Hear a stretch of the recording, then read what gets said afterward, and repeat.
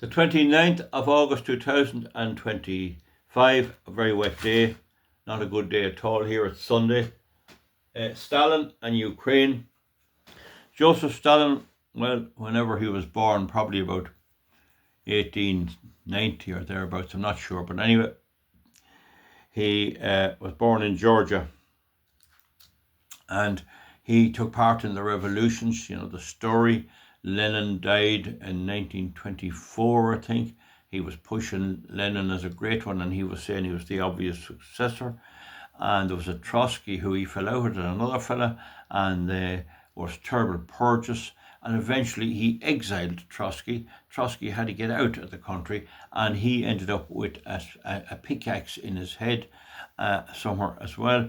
And with him out of the way, Stalin went on to consolidate his power and making himself an absolute dictator. Now, there are various views about it. He was a collective communist, and the communists and the left-wing socialists we have today believe that that's the right form of government. I always find everything to do with Russia bleak, grey, wet, miserable. And that is the perception that I had of it, and that many other people have, even though a lot of this is brought about by the fact that there was no colour television or colour film when a lot of it was filmed. In fact, Georgia and many parts of Russia are very, very beautiful, and so are parts of the Ukraine. They're green just like here. Like we've this image, we're all green and they're grey. But anyway, it was grey from a political point of view. And of course, Hitler went marching up and down. And you had in the 30s two tyrants, two absolute tyrants, Hitler and Stalin. But many would say that to beat Hitler, it took someone like Stalin.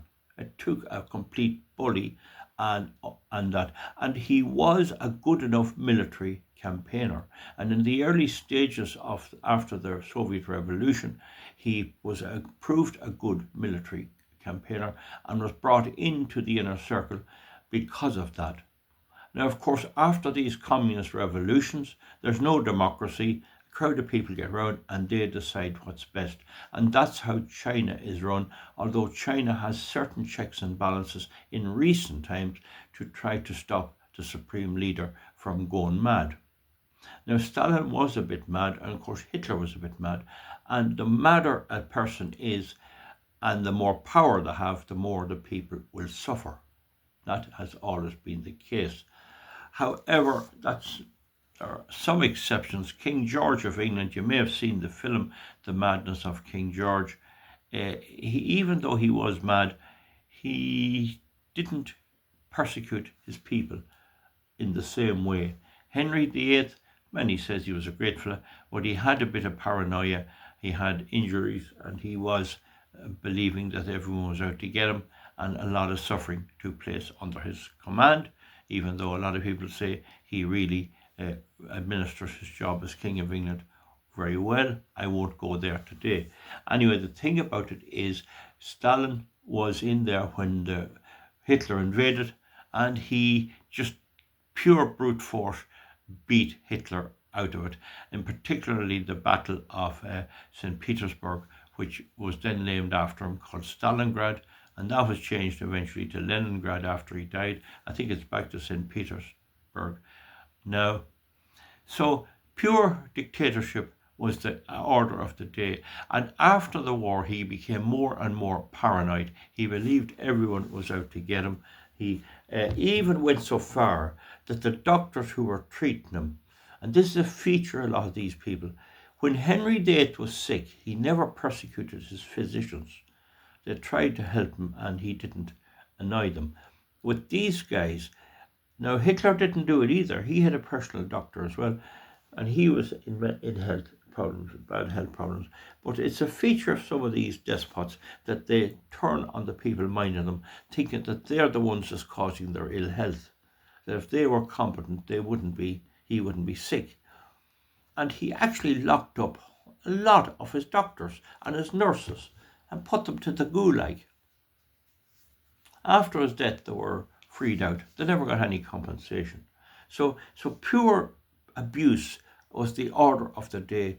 And I mean, social progress or anything was totally out. I mean, the idea that the socialist people, that socialism works, was proven to be just terrorism. Because even if he had to be tough during the war to beat Hitler, he could have relented once he got to the position of a leader after the war when there was no pressure on him. But he didn't. He died sort of alone.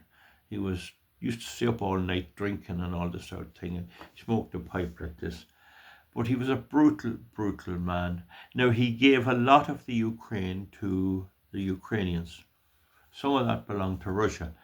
He carved it up a bit because he wanted Ukraine, Poland and all these to be part of the Soviet Union.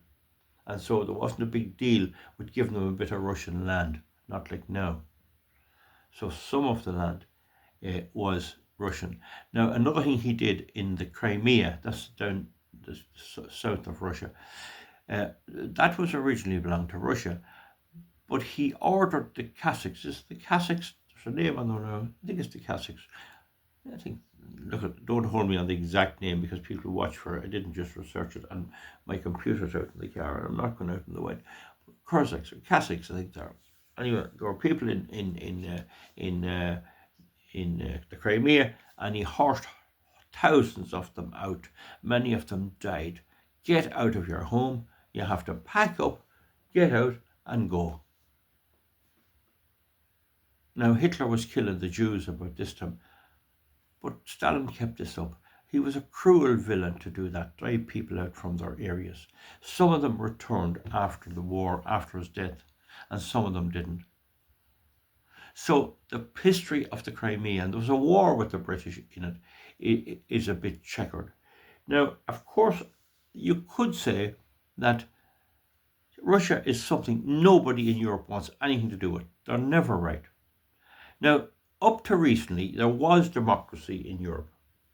It's doubtful if there is democracy now. Now, I myself have never made a big issue of the fact that it's hard to have a full democracy in the European Commission, but it could act in a decent way that we wouldn't be too upset. But just that doesn't work. When you have no democracy, it always goes pear-shaped, and that's what's happening in Europe. So now we're sliding in that way as well.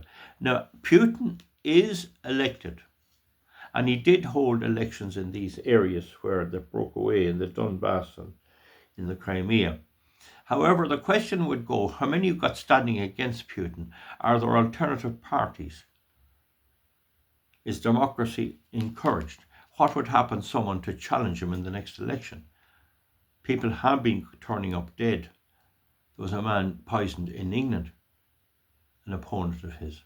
So there are parallels between Putin and Joseph Stalin and Trotsky.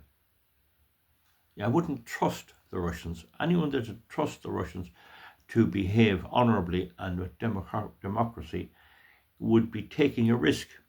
Now, Putin certainly is the more level-headed of all the world leaders at the moment. He's a very calculated person, but things are going his own way. If things changed, he might change. So you can see why the Latvia, Lithuania, and Estonia, Poland, many other countries are afraid of Russia, and even Hungary would be wary of them. But the political situation has changed a bit. The Soviet Union, then after Stalin's time, Khrushchev took over, and he tried to improve things a bit. And they did improve things a bit, and they had a space program, and they improved things a bit. And it finally fell asunder in 1991, and the Western governments decided to capture all that was in it, take all the money out of it, overthrow the government, and rule it from Washington, with NATO in charge. And that was not a wise thing to do. It was better if they had to encourage it to come along and encourage democratic process. Whether that would be capable, you might get some form of it anyway. But the point is that the whole area has been coming and going, and the borders have been changing for years and years and centuries. And there are people in the Donbass and the eastern provinces of Ukraine, is it the Levant, my mouth's a bit dry, excuse me, a bit round, who feel Russian. And they came there because of Russia. They were put out of their own country by Stalin and put into Ukraine. Stalin never thought it'd come to this. And now Putin simply saying, no, there are people, we're taking that back. But this is why they could have settled. Now, if they were going to go to war with Russia, they should have did it when he invaded the Crimea.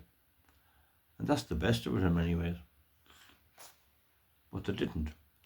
So he's taking the Crimea now for a long time. But the history of Europe tends to show things change. And that's the situation with the Russians. They're not angels. They are Christians. But I might have given the impression in previous videos that I think, oh, they're lovely people and Putin's good. I do admire him for his intellect. I think he keeps a deal. He would keep a deal. And he can't get the West to take a deal.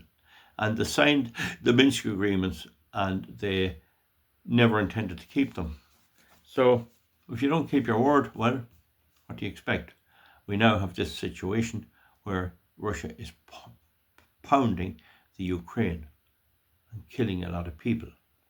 And Europe in particular feels it has to fight, it has to go to war. And personally, I don't want anyone in Ireland getting involved in it. It's probably not as bad, Russia, as it was. I think people are relatively happy there now. There's not as many political prisoners. If Putin was being pushed out now, he'll probably appoint a successor, and it's not a true democracy. But it's a form of democracy. And then when you consider that Europe is not a democracy either, we're losing our democratic rights. Hungary has been to try to stop its democracy.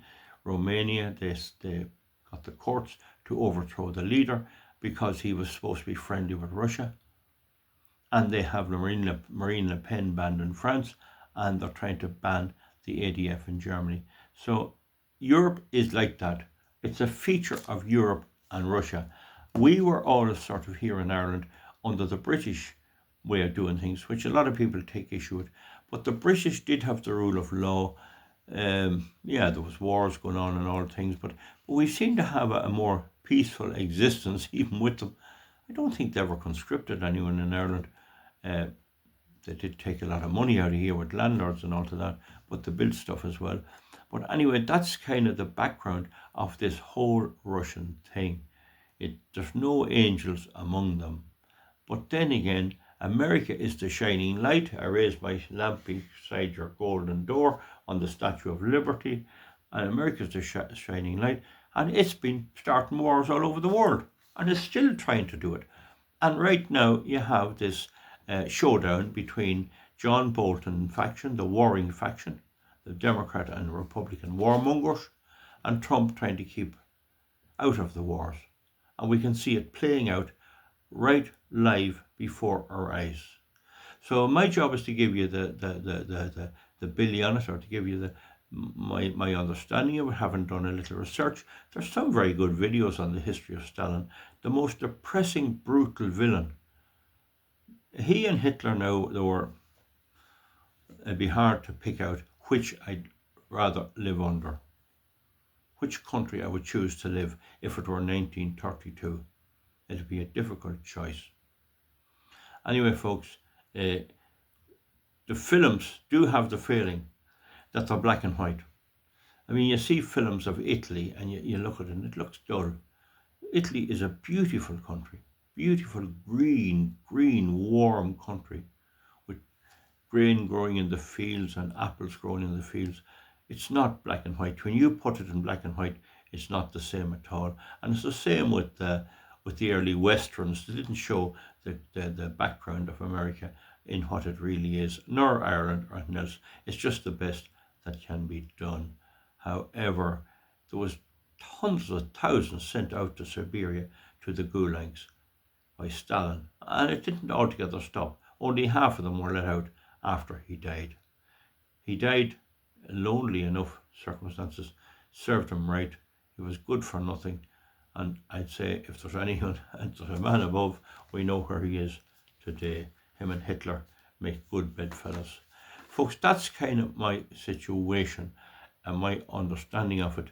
the Ukraine should have at least negotiated. If decent negotiations had been done, and if deals and agreements had been kept, then we could say, well, everyone tried to play with Putin, but it's come to this. And then we might be able to say we're fighting against tyranny. But we weren't given that chance. We don't know what Putin would have done if he had to be treated the way I would have treated him. And I suspect that we wouldn't have this war. That's what he said in Alaska. If Trump had to be elected, there'd be no war. And I think what he meant there, it wasn't that Trump was soft, it was that at least with Trump you can have a chat. You can sit down and you can have a good chat and tease out each other's problems and then come up with something. And that is, I think, what he meant. That's something you wouldn't do with cruel dictators and other. So Putin's not a full dictator in that sense. They're happy enough with him in Russia. Probably would win an election now if there was one held. So we'll see you back for something else. I'm just trying to bring you up to speed on it. You are better never be born than be born in any of the Soviet Union between 1925 and 1960. You really were better you were never born. With those brutal villains running, making mountains out of molehills, paranoid. They call you in if you're a doctor to see can you help them, and when you don't save them and they're still in pain, they hang you up on a tree for not saving them. That's the way they go on, and we should be protected against that. And that's why I want to protect our way of life and our democracy, and not even dilute it or not have it mixed with foreign countries and foreign religions that have nothing to do with us. We'll see you back. Thank you very much. Good luck.